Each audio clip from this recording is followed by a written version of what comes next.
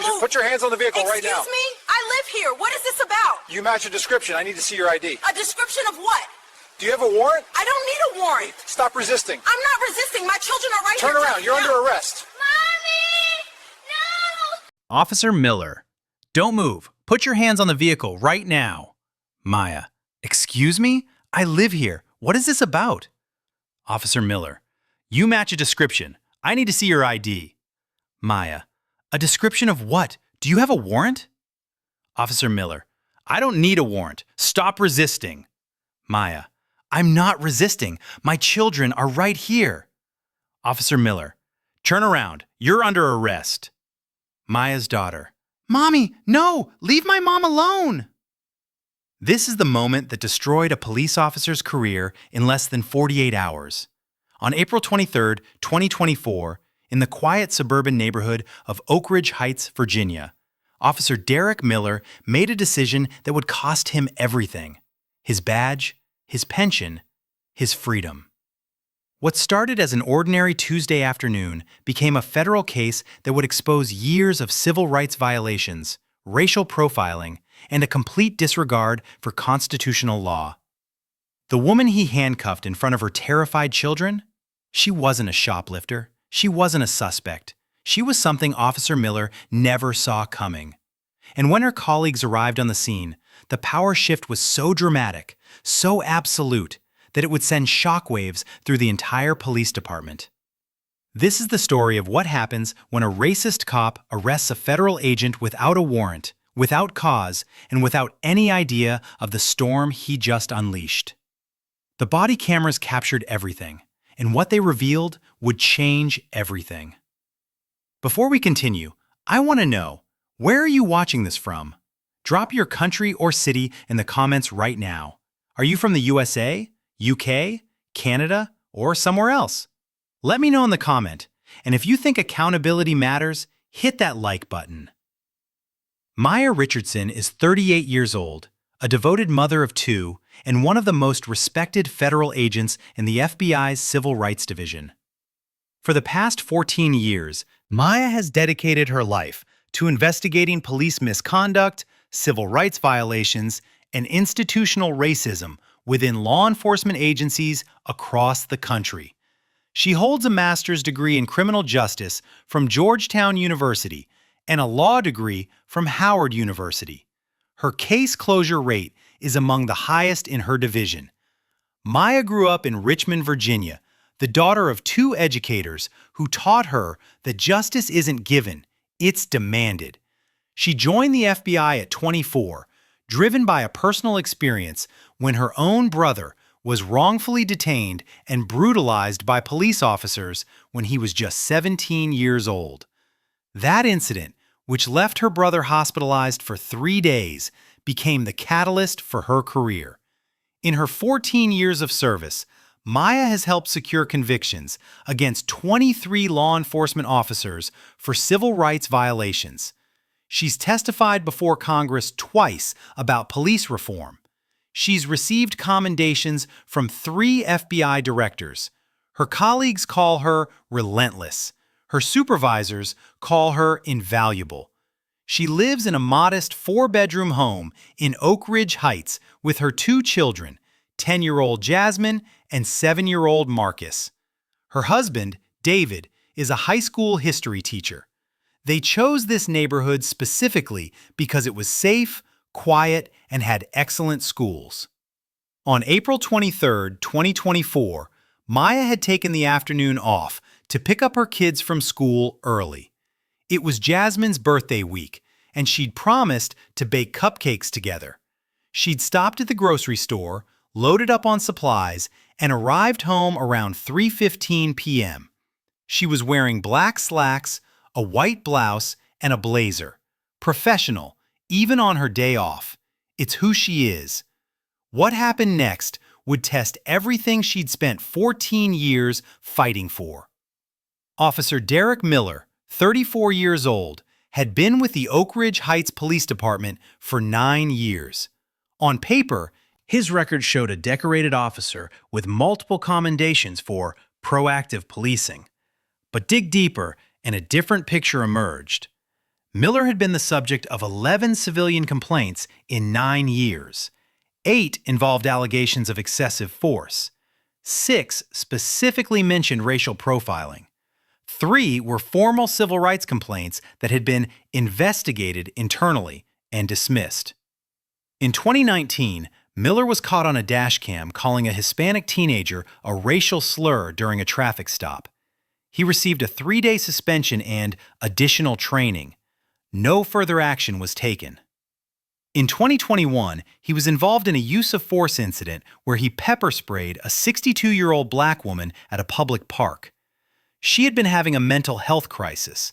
The department settled that lawsuit quietly for $85,000. Miller returned to duty after a 2-week paid leave.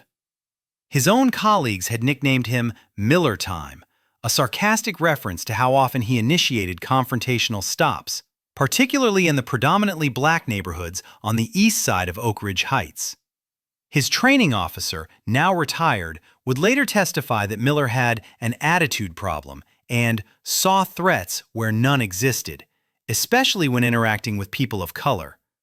The officer had recommended Miller not be moved past probationary status. That recommendation was overridden by the department's command staff. Miller's personal life reflected his professional one. He was twice divorced, had no children, and spent most of his free time at a local bar frequented by other officers. His social media accounts, which would later be subpoenaed, contained multiple posts with racially charged language, conspiracy theories about crime waves in minority communities, and shares of content from extremist groups. On April 23, 2024, Miller was working the day shift. He was alone in his patrol car. He'd had 2 cups of coffee and was scanning the suburban streets of Oak Ridge Heights. According to dispatch records, there had been no shoplifting report that day, no bolo, be on the lookout, for any suspect matching any description, no calls for service in that neighborhood for the previous 6 hours. So when Miller saw Maya Richardson unloading groceries from her SUV, something inside him decided to act. What happened next was entirely a product of his bias, his history, and his complete disregard for the constitutional rights of the woman in front of him. I have a question for you. Do you think officers should face consequences for illegal stops, or should they get away with it? Comment below with your thoughts. And if you're new here, hit that subscribe button because we bring you real stories of justice and accountability every single week. At exactly 3:17 p.m., Officer Derek Miller's patrol car turned onto Maple Grove Drive. Maya Richardson's black SUV was parked in the driveway of 4782 Maple Grove Drive. Her 2 children were visible in the front yard. Grocery bags were scattered on the driveway. Maya was carrying a bag toward the front door. This is what a normal Tuesday afternoon looks like. Miller slowed his cruiser. Then he stopped. Then he reversed and pulled up directly behind Maya's vehicle, blocking her in. His body camera activated automatically when he opened his door. The timestamp reads 15:17:43.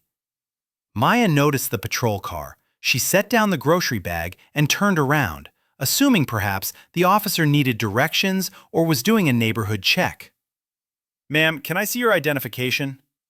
Maya, calm and professional, responds, "Good afternoon, officer. Is there a problem?" "I asked for your ID. Do you have it?" Notice what he doesn't do. He doesn't identify himself. He doesn't explain why he's there. He doesn't ask if she needs help. He demands. "I live here, officer. Can you tell me what this is regarding?"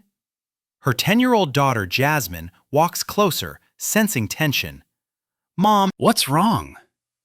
Miller, "You match the description of a suspect involved in a shoplifting incident. I need to verify your identity." This is the lie that will unravel everything. Later investigation would prove there was no shoplifting report that day. No dispatch call, no bolo, nothing. Miller invented this justification on the spot. Maya, "A shoplifting incident? Where? When? Do you have a case number?" She's asking the right questions. As an FBI agent who prosecutes police misconduct, she knows exactly what's happening. But she's also a mother with 2 frightened children watching. Miller: Ma'am, I don't need to explain myself to you. Show me your ID right now or you'll be arrested for obstruction. Maya takes a breath. She can feel this spiraling. Her son Marcus is now crying on the front porch. Maya: Officer, I'm happy to show you my identification, but you need to provide me with reasonable suspicion. What description do I match? What am I suspected of doing? This is the Fourth Amendment. Every American has this right. You cannot be detained without reasonable suspicion. You cannot be arrested without probable cause. Miller doesn't care about the Fourth Amendment. Miller: You're being argumentative. That's suspicious behavior. Put your hands on the vehicle. Maya: I'm not being argumentative. I'm asserting my rights. Do you have a warrant? Miller steps forward aggressively. His hand moves to his belt, near his taser. Miller: Last warning. Hands on the vehicle. Now. Maya's children are both crying now. Jasmine is screaming, "Leave my mom alone! She didn't do anything!" Maya makes a decision. She will not escalate this in front of her children. She will comply under duress, and she will document every illegal action this officer takes. Maya: I am complying under protest. You are violating my Fourth Amendment rights. I live at this address. My children are present. You have no warrant and no probable cause. She places her hands on her SUV. Miller grabs Maya's right wrist and twists it behind her back. The body camera captures her wince of pain. Stop hurting her! Mom! Get back, kid. Your mother is under arrest. On what charge? You haven't stated a charge. Obstruction, resisting arrest, and whatever else I decide. Listen to that. Whatever else I decide. This is a police officer admitting on camera that he's making up charges as he goes. He slaps handcuffs on both wrists, tightening them unnecessarily. The body camera microphone picks up Maya's sharp intake of breath. Marcus, age 7, is screaming from the porch. Mommy! Mommy, please! Jasmine runs toward the officer. She's my mom! It's her birthday week! Let her go! Miller turns toward the child. Get back or I'll arrest you too. He just threatened to arrest a 10-year-old girl. A neighbor, Mrs. Patricia Holbrook, age 67, comes out of her house across the street. She sees Maya in handcuffs and the children crying. Officer, what's going on? Maya lives there. She's a federal agent. Ma'am, step back. This is police business. He ignores the critical information Mrs. Holbrook just provided. Or perhaps he doesn't believe her. After all, how could this black woman be a federal agent? Maya, now in handcuffs, tries one more time. Officer, my badge is in my bag inside the house. My credentials are in there. If you allow me to show you... Oh, now you have a badge? Sure you do. Everyone's got a story. He's mocking her. He's not even attempting to verify her identity. He's so confident in his racial profiling that he won't consider the possibility that he's wrong. My name is Special Agent Maya Richardson. I'm with the FBI Civil Rights Division. My badge number is 4729. If you call your supervisor... Save it for booking. You people always have excuses. You people. Those 2 words, captured on body camera, time-stamped at 15:20:34. Miller opens the back door of his patrol car and attempts to push Maya inside. She's not resisting, but she's also not making it easy. She keeps her body rigid, using passive resistance. I am not resisting arrest. I am complying, but I am documenting that this is an illegal detention. You have no probable cause, no warrant, no reasonable suspicion. This is a civil rights violation, and you will be held accountable. Her voice is steady, calm, professional, even now. Miller shoves harder. Get in the car! Then everything changes. A black sedan with government plates pulls up fast. Then another. Both vehicles stop at angles that block Miller's patrol car. 4 FBI agents step out. 2 men, 2 women, all wearing tactical vests with FBI emblazoned across them, all carrying federal credentials. Miller, still holding Maya by the arm, looks up. For a split second, he thinks they're local backup. About time. Help me get this suspect secured.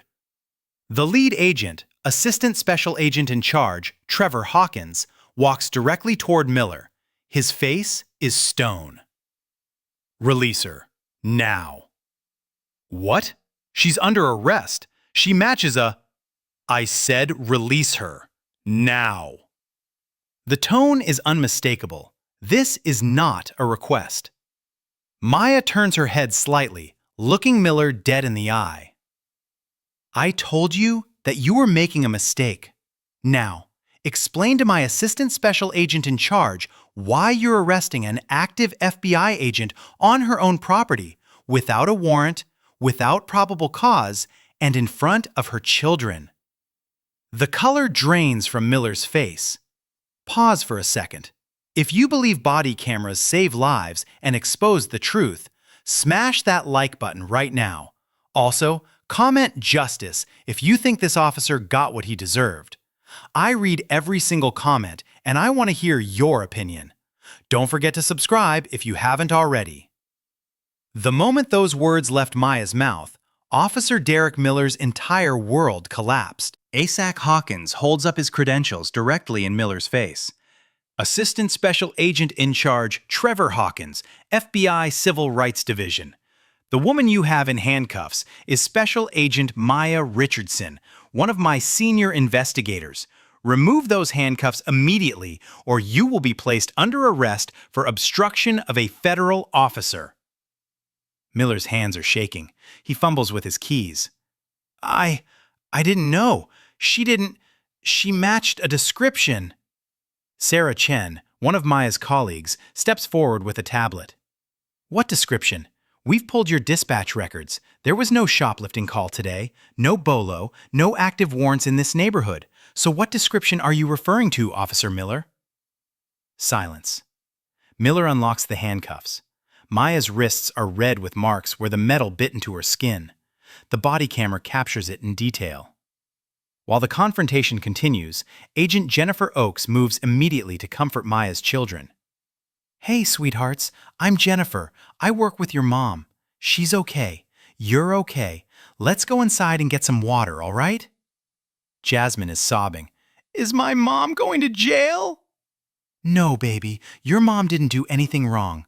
That officer made a very big mistake, and we're going to make sure it never happens again.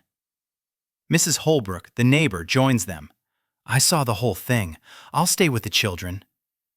The FBI agents ensure the kids are inside and away from the scene. This is important.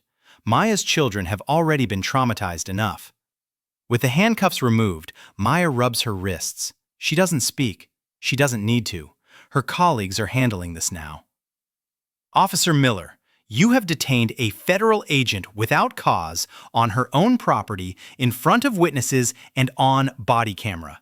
Do you understand the severity of what you've just done? Sir, I was just doing my job. She was acting suspicious. Suspicious? I was unloading groceries in my own driveway, in front of my own home. Her voice is no longer calm. Now it's ice. You were being argumentative. You wouldn't show me your ID. I asked you for probable cause. That's not argumentative. That's constitutional. I asked for a warrant. That's not resistance. That's my Fourth Amendment right. You refused to provide any legal justification for this stop, and when I invoked my rights, you escalated to physical force. 2 more vehicles pull up. These are from the FBI's Evidence Response Team. They've brought additional body cameras, digital recorders, and witness statement forms. Agent Marcus Williams. ASAC, we've secured the perimeter. I've got 3 neighbors who witnessed the entire interaction, all willing to provide statements. Miller is now completely surrounded. Federal agents, witnesses, cameras. His own body camera is still recording his humiliation. ASAC Hawkins. Officer Miller, I'm going to need your badge number, your supervisor's contact information, and the name of your department's Internal Affairs Division. Am I under arrest? ASAC Hawkins. Not yet, but I strongly suggest you remain silent and cooperate fully. Anything you say right now is being recorded and will be used in a federal investigation. A second police cruiser pulls up. Sergeant Patricia Donnelly steps out. She's Miller's direct supervisor, and the look on her face says she already knows this is bad. What the hell happened here, Miller? Before Miller can answer, ASAC Hawkins steps forward. Sergeant, your officer just illegally detained, handcuffed, and attempted to arrest FBI Special Agent Maya Richardson without probable cause, without a warrant, and with no legal justification whatsoever. He did this on her property in front of her minor children and after being informed multiple times of his constitutional violations. Sergeant Donnelly closes her eyes. She knows exactly what this means. Agent Richardson, I am so sorry. Miller, get in my car, now. Don't say another word. But ASAC Hawkins isn't done. Sergeant, before he leaves this scene, I need to inform you that this incident is now under federal investigation. Officer Miller is a subject of that investigation. His body camera footage, his patrol car dash cam, and all dispatch records are now evidence. Any attempt to destroy, alter, or withhold that evidence will result in additional federal charges. Do you understand? Yes, sir. Understood. Maya finally speaks again, but this time, it's not as a victim. It's as a federal agent. Officer Miller, do you know what I do for the FBI? I investigate civil rights violations by law enforcement.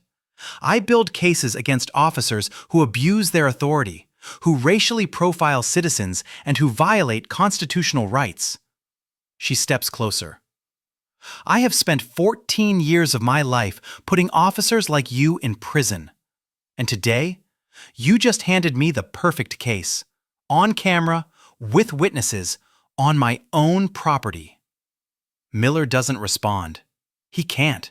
His career is over, and he knows it. I asked you for probable cause. You had none. I asked you for a warrant. You had none. I asked you what description I matched. You made one up. And when I invoked my rights, rights that every citizen of this country has, you called me argumentative and put me in handcuffs. She holds up her wrists, showing the red marks.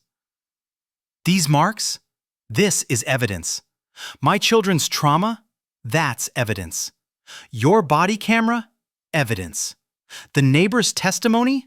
Evidence. And every single word you said, every illegal action you took, is now part of a federal case. ASAC Hawkins places a hand on Maya's shoulder. Maya, take the rest of the week off. We've got this. No, I want to be part of the investigation. ASAC Hawkins, you are the victim. You can't be the investigator. Maya, then put me on consultation. I want to see every piece of evidence. I want to review his complaint history. I want to know every time he's done this to someone who didn't have a badge to protect them. There it is. That's the heart of this story. Because Maya Richardson isn't thinking about herself. She's thinking about every other black person, every other person of color, every other citizen who was stopped by Derek Miller and didn't have federal credentials to wave in his face. How many others didn't have FBI colleagues to show up and save them? How many others are sitting in jail right now because of lies like, you match a description? Within 2 hours of the incident, the FBI's Civil Rights Division had launched a full investigation into Officer Derek Miller and the Oak Ridge Heights Police Department. The body camera evidence. Miller's body camera footage was secured immediately. Sergeant Donnelly, to her credit, turned it over without resistance. She knew fighting the FBI would only make things worse. The footage was damning. Every word, every action, every constitutional violation was captured in high definition with clear audio. At timestamp 15 hours number 14 seconds, Miller claims Maya matches a description. The FBI subpoenaed dispatch records and found no such call existed. At timestamp 15 Miller 20:30 second, Miller says, "You people," a clear indicator of racial bias. At timestamp 15 Miller 19 Miller 28 seconds, Miller tells Maya he'll charge her with "whatever else I decide," an admission of fabricating charges. The footage was reviewed by FBI analysts, Department of Justice attorneys, and civil rights lawyers. All agreed this was one of the clearest cases of racial profiling and constitutional violations they'd ever seen. Witness statements. Mrs. Patricia Holbrook, the 67-year-old neighbor, provided a detailed statement. She had watched the entire interaction from her front porch. Maya was just unloading groceries. She wasn't doing anything suspicious. The officer pulled up and immediately started demanding things. He was aggressive from the very beginning. And those poor children, I'll never forget their screams.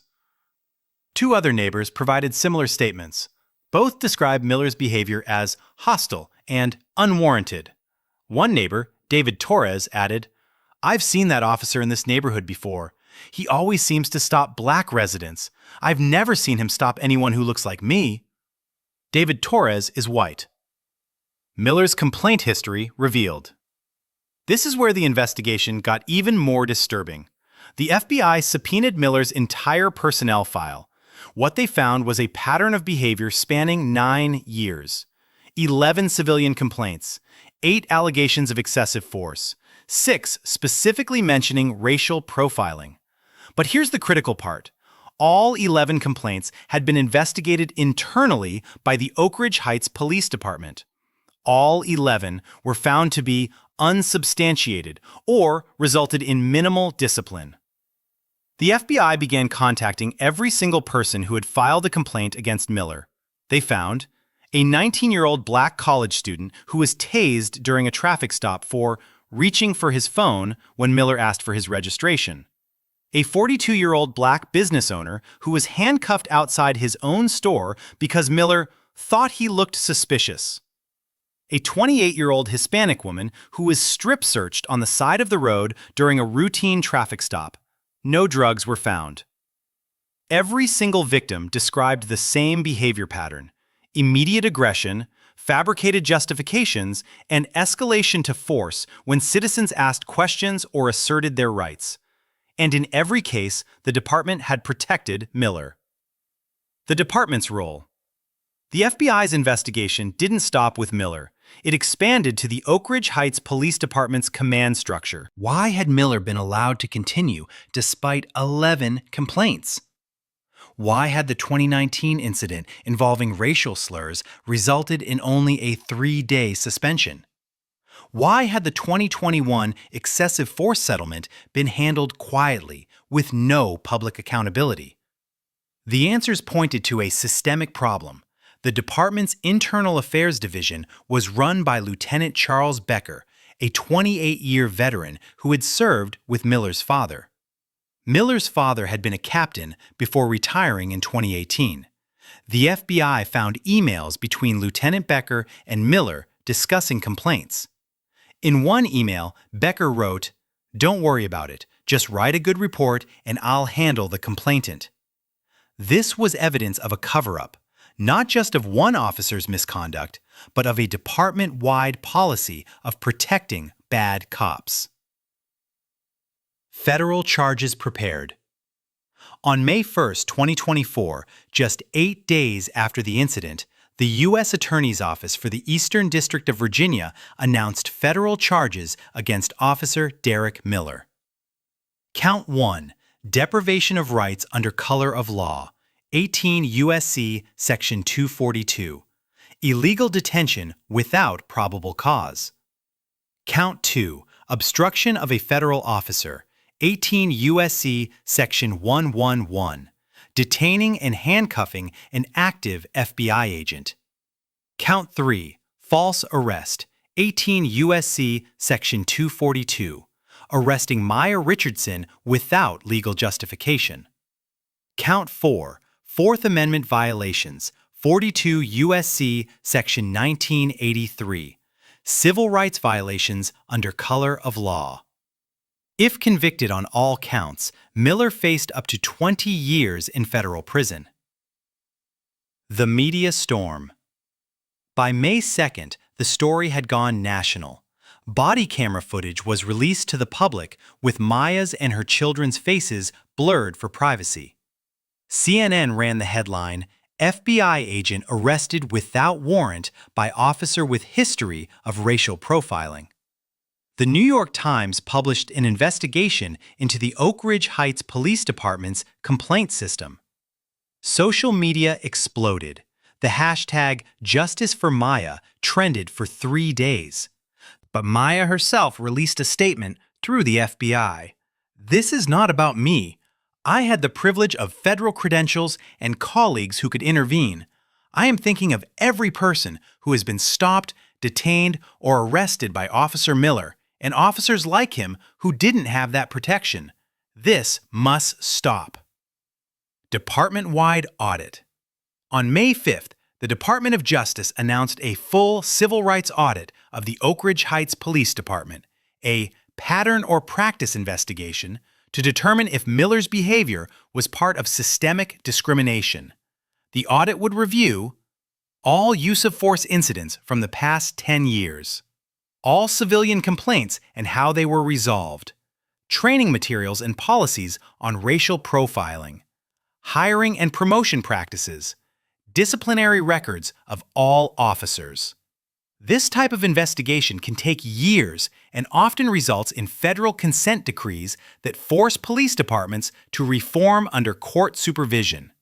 The consequences for Officer Derek Miller came swiftly and severely. Immediate termination. On May 3, 2024, just 10 days after the incident, the Oak Ridge Heights Police Department held an emergency hearing.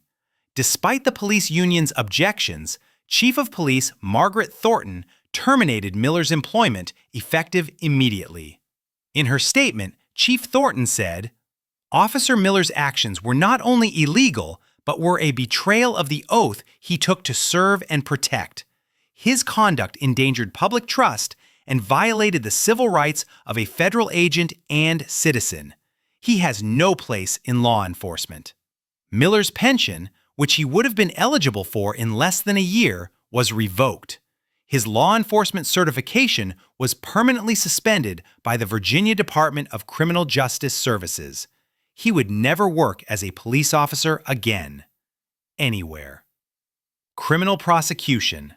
On June 12, 2024, Derek Miller appeared in federal court. He was represented by a public defender.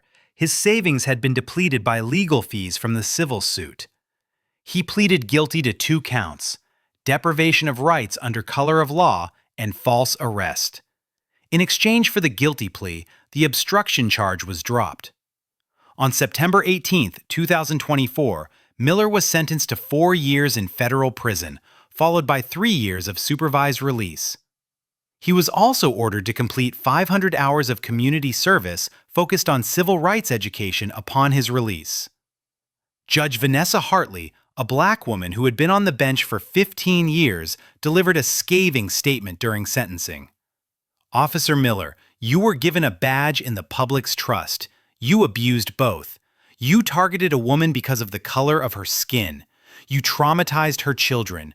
You violated her constitutional rights. And you did all of this with the confidence that you would face no consequences. Today, that confidence was misplaced. This sentence reflects the seriousness of your crimes and sends a message to every law enforcement officer. The badge does not place you above the law." Miller showed no emotion. He was led out of the courtroom in handcuffs, the same handcuffs he'd used on Maya Richardson. The civil lawsuit.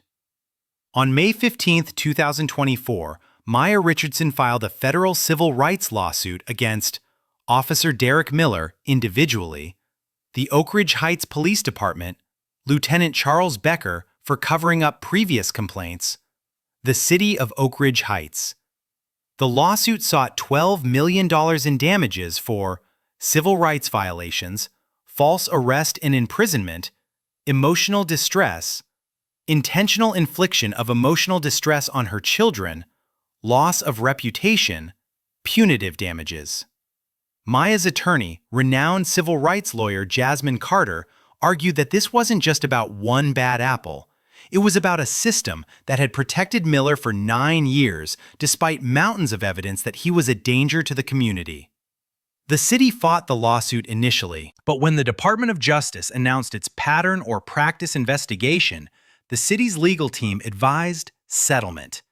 On November 20th, 2024, just 7 months after the incident, the City of Oak Ridge Heights agreed to a settlement of $8.7 million. But the settlement came with conditions that Maya insisted on. The city must implement mandatory implicit bias training for all officers. All officers must wear body cameras that cannot be manually turned off. The internal affairs system must be overhauled with external oversight. An independent citizens review board must be established to review all use of force complaints. The city must publicly apologize to Maya and her children. On December 1st, 2024, Mayor Robert Chen issued a public apology during a city council meeting. Maya and her children were present. Ms. Richardson, Jasmine, Marcus, what happened to you should never have happened. Our police department failed you. Our oversight failed you. Our system failed you. We are deeply sorry, and we commit to doing better, being better, and ensuring that no other family experiences what yours did. Maya's children received support. Perhaps the most important consequence was not legal, it was personal. Jasmine and Marcus both began therapy to process the trauma of watching their mother arrested. The city's settlement included full coverage of all mental health services for the children for as long as they needed it. Both children participated in a restorative justice program designed for young people who have experienced police violence.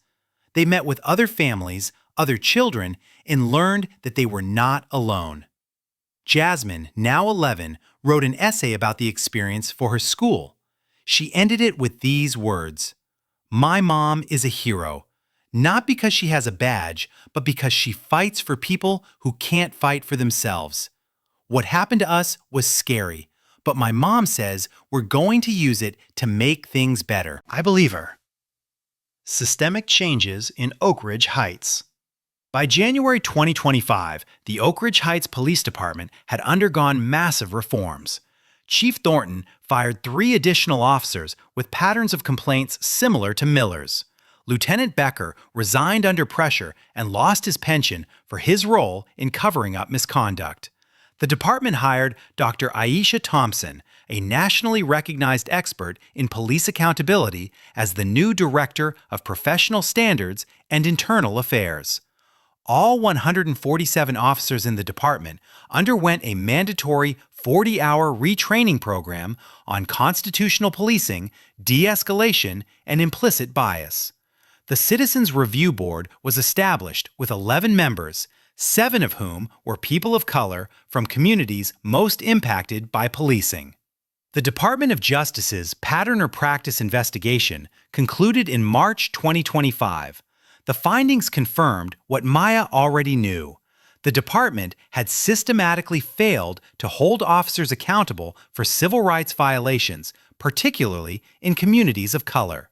The DOJ entered into a consent decree with the city, a legally binding agreement that would place the department under federal oversight for a minimum of 5 years.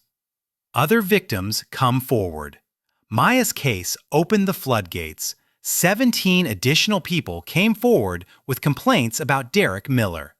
8 filed civil lawsuits against the city. All were settled. But it wasn't just about Miller. The FBI's investigation led to criminal charges against 2 other officers in the department for similar civil rights violations. And across the country, Maya's story became a rallying cry. Dozens of other police misconduct cases cited her incident as evidence of the need for reform. Maya's return to work. On January 15, 2025, Maya Richardson returned to full duty with the FBI. She was promoted to Supervisory Special Agent and given oversight of the FBI's Law Enforcement Accountability Task Force, a new unit specifically designed to investigate systemic civil rights violations in police departments. Her first case? A department in Ohio with a complaint pattern strikingly similar to Oak Ridge Heights. In an interview with the Washington Post, Maya reflected on the incident. People ask me if I'm angry. Of course I'm angry, but I'm also determined. What happened to me happens to Black and brown people every single day in this country.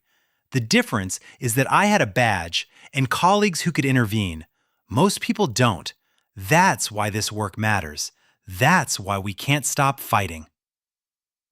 Miller in prison. Derek Miller is currently serving his sentence at FCI Cumberland, a federal correctional institution in Maryland. He'll be eligible for early release in 2027 if he maintains good behavior. But his law enforcement career is over, permanently. In prison, he is reportedly isolated from other inmates, many of whom have their own negative experiences with police officers.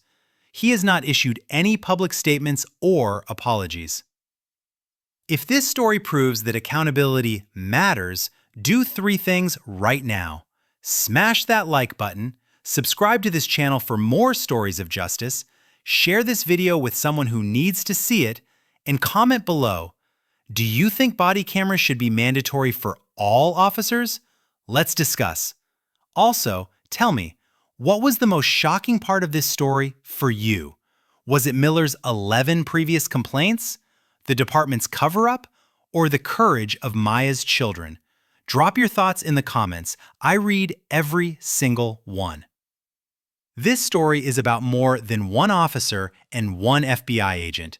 It's about a system that protects bad cops until they're caught on camera doing something so egregious that it can't be ignored. Derek Miller had 11 complaints over 9 years. 11 times, citizens said he was abusing his power. 11 times, the department investigated itself and found nothing wrong. How many people did Miller victimize who didn't file complaints because they didn't think anyone would believe them? How many people are sitting in jail right now because of fabricated charges like, you match a description, or you were being argumentative?